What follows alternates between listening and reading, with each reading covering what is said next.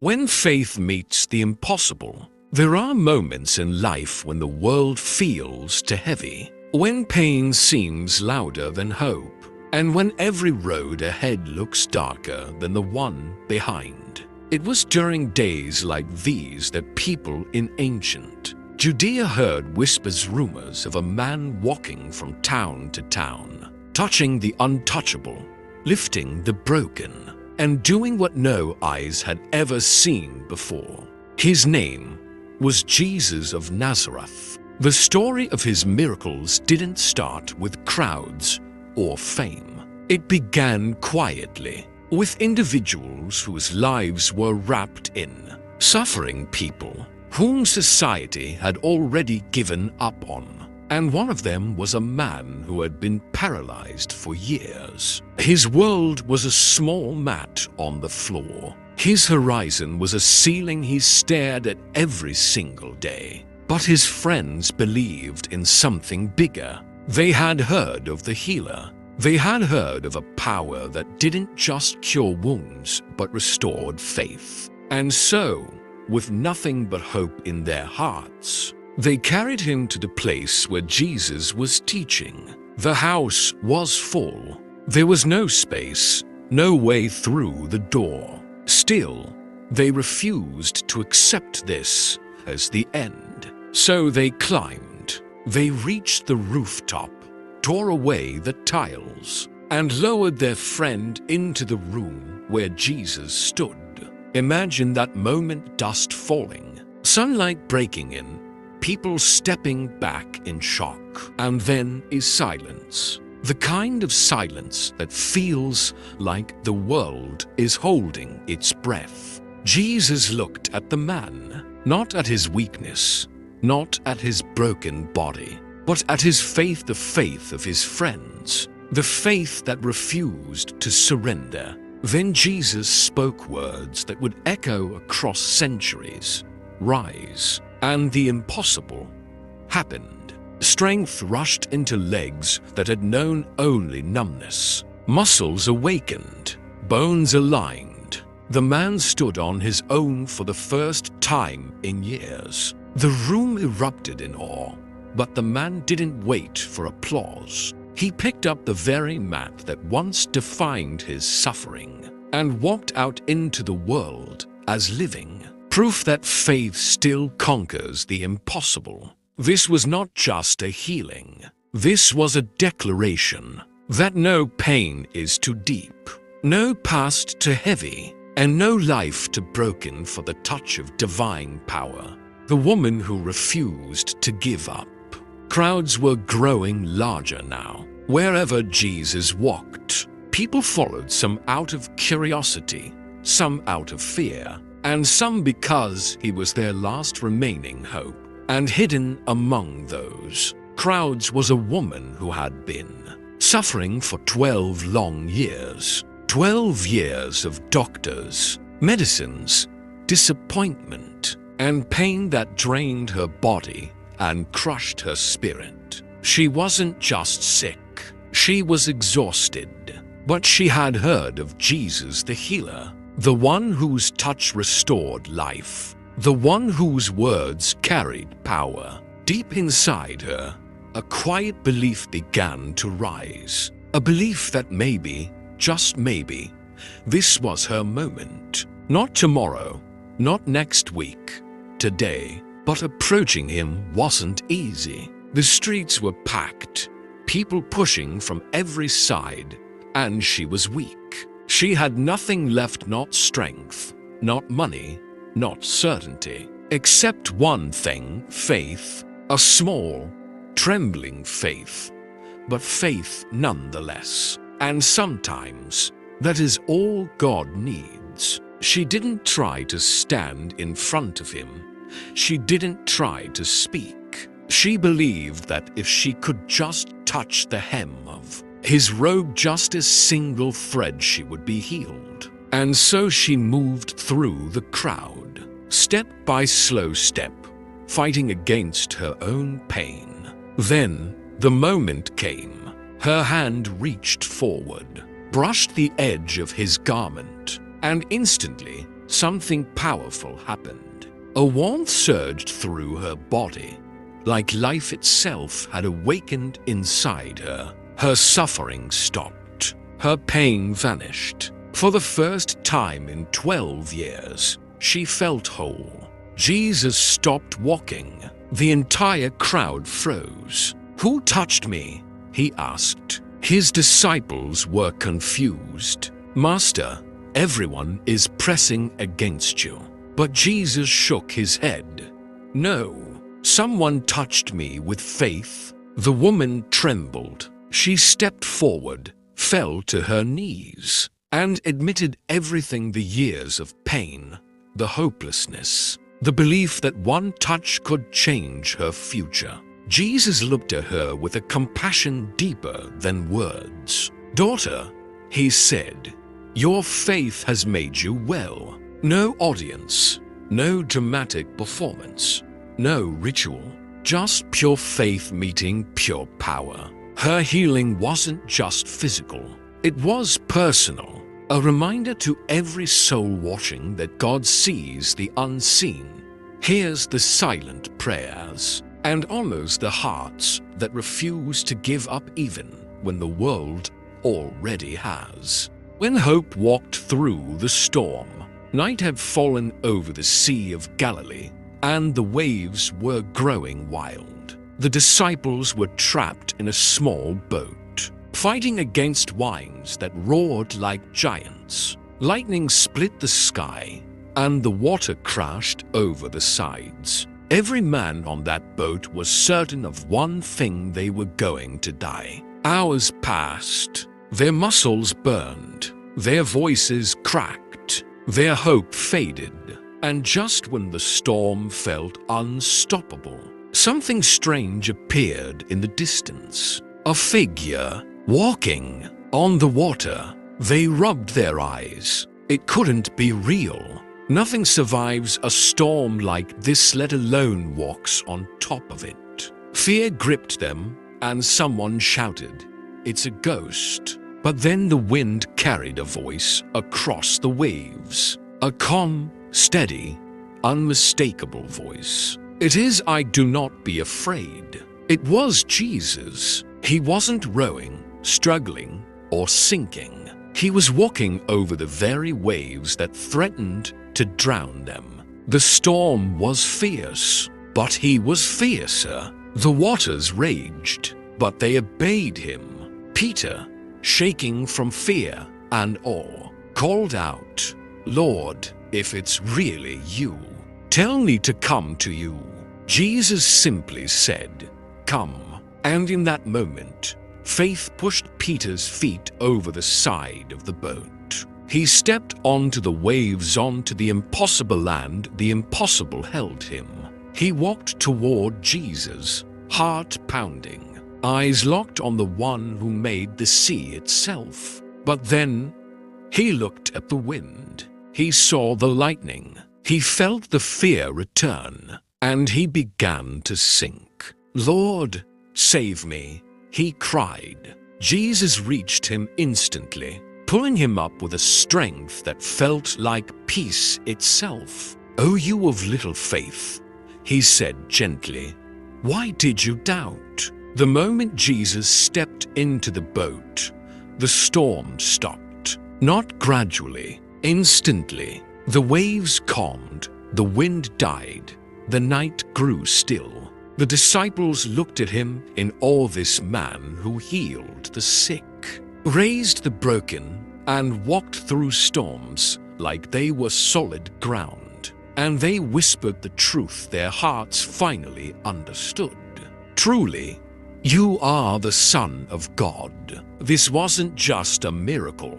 It was a message that even in the storms of life, when fear screams louder than faith, hope still walks toward us and never lets us drown. When death heard his voice, in the small village of Nain, sorrow hung in the air like a heavy fog. People moved slowly down the dusty road, their faces filled with grief. At the center of the procession was a young mother widowed. Alone, and on the stretcher behind her lay the still, lifeless body of her only son, her future, her support, her last piece of family, gone. She wasn't just mourning a loved one. She was mourning her entire world. As the funeral crowd walked toward the city gate, another crowd was approaching from the opposite side following Jesus. Two worlds were about to collide, one carrying death, the other carrying life. When Jesus saw the woman, he didn't see a ceremony. He didn't see tradition. He saw her pain raw, overwhelming, silent pain that no one else cared to understand. She didn't ask him for anything. She didn't cry out for a miracle. Her grief was too deep for words. But Jesus didn't wait for a request. He walked straight toward her, and with a voice filled with compassion, he said, "Do not weep." The mourners fell silent. No one interrupts a funeral. No one speaks like that in a moment of finality. But Jesus wasn't speaking to death's rules. He was about to rewrite them. He stepped toward the stretcher and placed his hand on it. The crowd leaned in, holding their breath. "Young man," Jesus said, his voice carrying authority that shook the unseen, "I say to you, arise." It happened instantly. Color returned to the boy's face. His chest rose with breath. His eyes opened alive, awake, aware. The crowd gasped. Some stumbled backward. Others dropped to their knees. But the mother, she could only stare as her son sat up and spoke. Tears flooded her eyes, not the tears of grief, but the tears of a miracle she never imagined possible. Jesus gently helped the young man to his feet and placed him back into the arms of his mother. The funeral procession turned into a celebration of life. The cries of mourning became cries of awe, and the people whispered words that would spread far beyond their village. A great prophet has risen among us. God has visited his people. This was not just resurrection. This was a reminder that when everything seems over, when the story looks finished, when the world labels something dead, one divine word can bring it back to life. The night a legion trembled. The sun had barely risen when Jesus and his disciples stepped onto the shores of the Gerasenes. The air felt heavy, thick with a presence that made even the bravest fishermen uneasy. This land was known for one thing: darkness. A place people avoided, a place where screams echoed through the night, a place ruled by a man no one dared to approach. He lived among the tombs. Broken chains hung from his wrists and ankles, proof that no human strength could restrain him. His body was scarred from battles with forces no eye could see. He wasn't feared because he was strong. He was feared because something inside him was stronger. The moment he saw Jesus, he ran toward him, not with the rage the villagers knew, but with desperation. He fell to his knees, trembling, and a voice not his own roared through the air. "What do you want with me, Jesus, Son of the Most High God?" The disciples stepped back, fear gripping their hearts. But Jesus didn't flinch. Light does not step away from darkness. Light confronts it. Jesus asked one question, his voice steady and commanding. "What is your name?" The man's face twisted in agony as the answer burst out. "Legion, for we are many. A legion, hundreds, maybe thousands of tormenting spirits that had trapped this man's life, his identity, his sanity. No one could help him. No one could free him. No one until now." The demons begged Jesus not to destroy them. They knew his authority. They knew his power. They knew their time was over. Jesus cast them out with a single command, sending them into a herd of pigs nearby. The animals rushed into the sea, and the unclean spirits vanished beneath the waves. Silence fell, a deep, peaceful silence the land hadn't known for years. The man sat at Jesus' feet clothed, calm, and in his right mind. His eyes were clear, filled not with terror, but with gratitude. The villagers who came running couldn't believe it. The monster they once feared had become a testimony of divine power. He wanted to follow Jesus, but Jesus gently placed a hand on his shoulder. "Go home," he said, "and tell them how much the Lord has done for you." And he did. His story spread like fire, a story of chains broken, darkness defeated, and a soul restored. Because when Jesus steps onto the shores of your life, every demon, every fear, every darkness knows it must bow. Bred in the wilderness, the sun was slowly sinking behind the hills as thousands of people sat, scattered across a vast, empty field. They had followed Jesus since morning, listening, learning, hoping.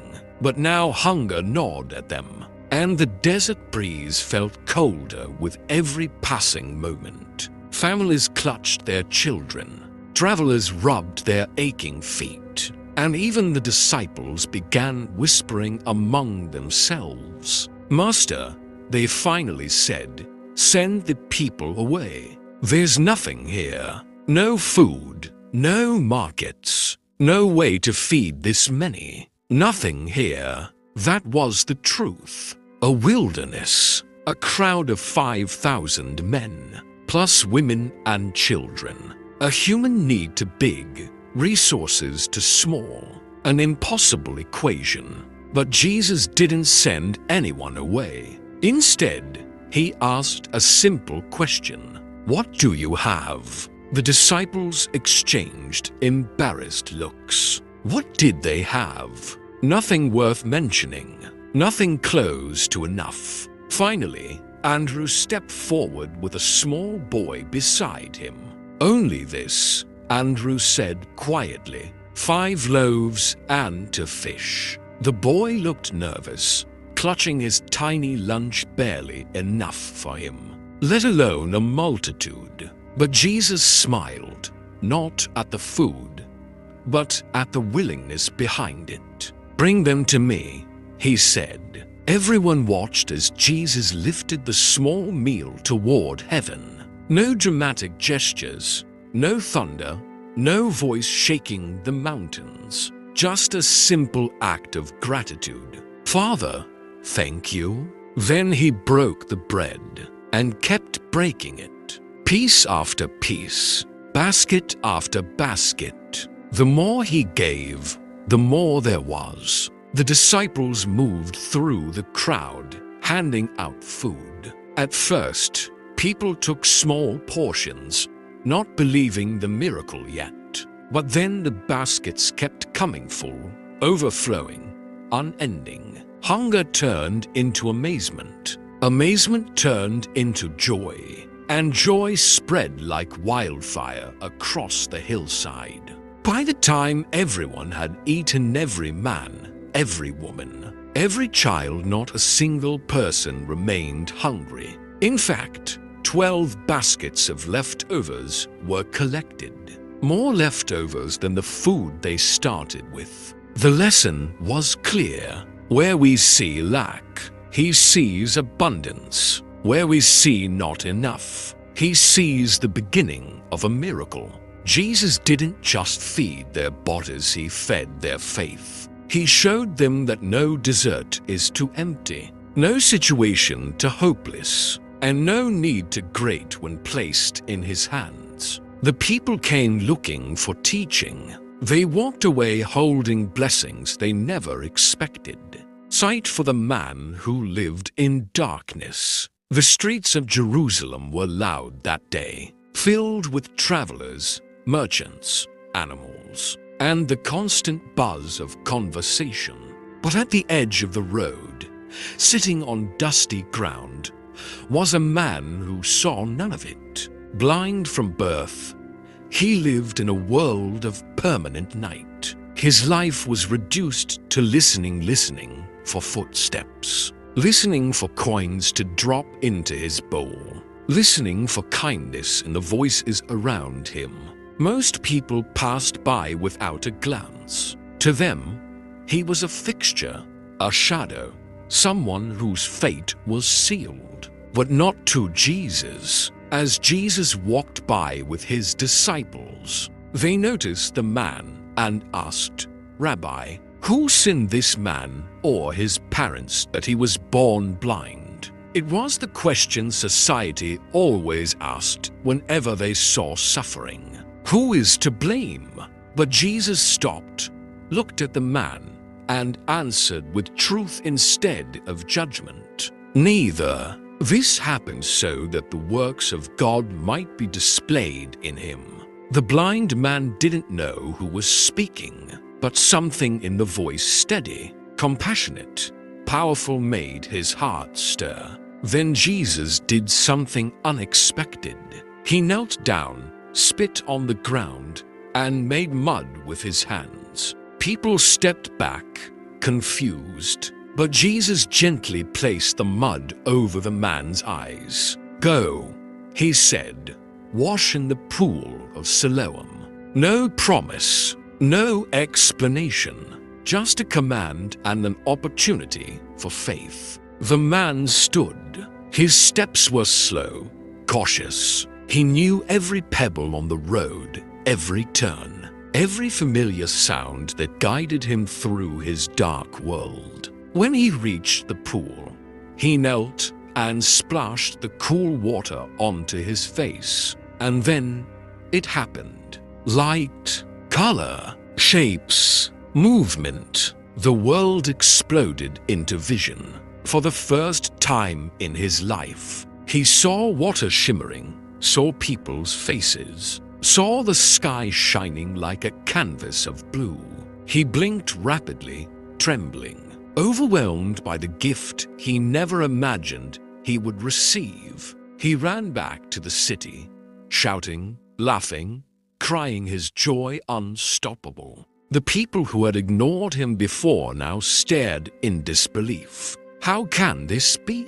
they murmured. "It's him, but it can't be him." But it was. Jesus had not only opened his eyes, he had opened his future. This miracle wasn't just about sight, it was about purpose, about breaking limitations, about proving that no one is invisible to God. The man who once lived in darkness became a living beacon of light. When faith rolled away the stone, Bethany was unusually quiet the day Jesus arrived. A heaviness lingered in the air, a grief so deep it seemed to seep into the walls, the streets, even the wind. Lazarus, the friend Jesus loved like a brother, had been dead for 4 days. The mourning had already settled. The weeping had already drained hearts. Hope felt late. Martha was the first to meet Jesus on the road. Her eyes were swollen from crying, her voice trembling. "Lord, if you had been here, my brother would not have died." It was not accusation. It was heartbreak speaking its truth. Jesus looked at her gently. "Your brother will rise again." She nodded mechanically. "I know he will rise at the last day." But Jesus wasn't talking about the last day. He was talking about this day. "I am the resurrection and the life," he said. "Whoever believes in me will live, even though he dies." Martha didn't fully understand, but she believed. And sometimes faith begins even before understanding arrives. Mary came next, falling at his feet with the same grief. "Lord, if you had been here." When Jesus saw her tears and the tears of the people around her, his heart broke. This moment reminds us Jesus does not stand distant from our pain. He enters it. He carries it. He feels it. The shortest verse in Scripture reveals his compassion. Jesus wept. Then he asked to be taken to the tomb, a cave sealed with a heavy stone. The crowd followed, whispering, "What could he possibly do now? Take away the stone." Jesus said. Martha hesitated. "Lord, it's been 4 days. The body." But Jesus answered, "Did I not tell you that if you believe, you will see the glory of God?" The stone was rolled back. Jesus lifted his eyes. "Father, I thank you that you hear me." Then silence, a silence thick with expectation. With a voice that carried through time and eternity, Jesus called out, "Lazarus, come out." The crowd gasped. Movement came from inside the darkness of the tomb, and then, wrapped in burial clothes, Lazarus stepped into the light alive, breathing, whole. Cries turned into shouts. Grief turned into celebration. Death turned into testimony. This miracle wasn't just about a man rising. It was about proving that Jesus doesn't just comfort in sorrow. He conquers the very thing that causes it. Where we see endings, he speaks beginnings. The touch that restored a forgotten soul. The road leading out of Capernaum was quiet that morning. Travelers walked in small groups, merchants carried goods, and fishermen hurried toward the sea. But far from all of them keeping his distance, hiding behind a broken wall stood a man whose life had been reduced to isolation. A man with leprosy. His skin was bruised, wounded, marked by a disease that didn't just destroy the body. It destroyed dignity, community, and every human connection. According to the law, he was untouchable. According to society, he was hopeless. According to everyone else, he was finished. But he had heard one thing.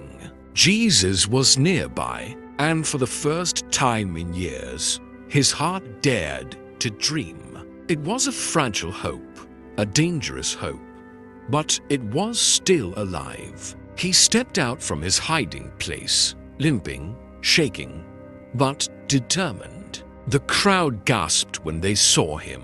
Some stepped back in fear.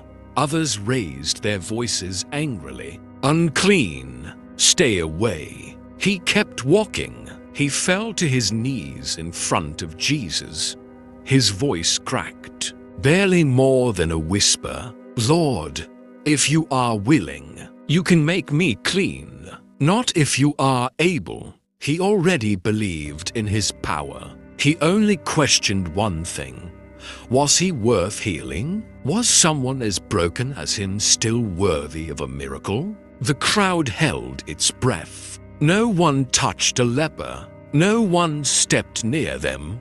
No one. But Jesus did. He didn't step back. He stepped closer, and then he touched him. A touch the man had not felt in years. A touch that broke every rule, but fulfilled every longing. A touch that said, "You are not forgotten. You are not unworthy. You are not alone. I am willing." Jesus said softly, "Be clean." In an instant, the disease vanished. The wounds closed. The pain disappeared. The man's skin became whole, new, untouched by the scars of his past. The crowd stared in disbelief, but the man couldn't stop staring at his own hands restored, healed, alive. Tears streamed down his face as he looked up at Jesus, overwhelmed by a mercy greater than anything he had ever known. Jesus told him, "Go, "Show yourself to the priest."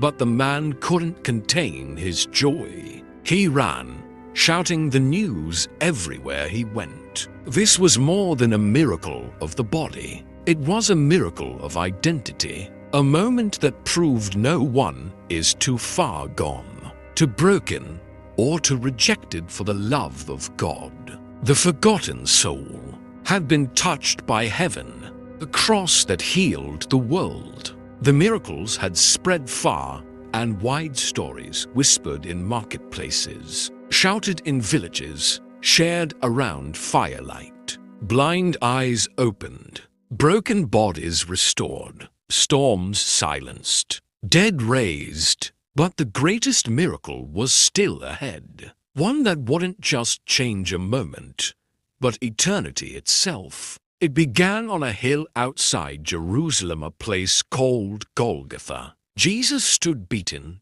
bruised, and carrying a cross heavy enough to crush a man. The crowds who once followed him now watched with confusion, anger, or cold indifference. Soldiers mocked him. Leaders accused him.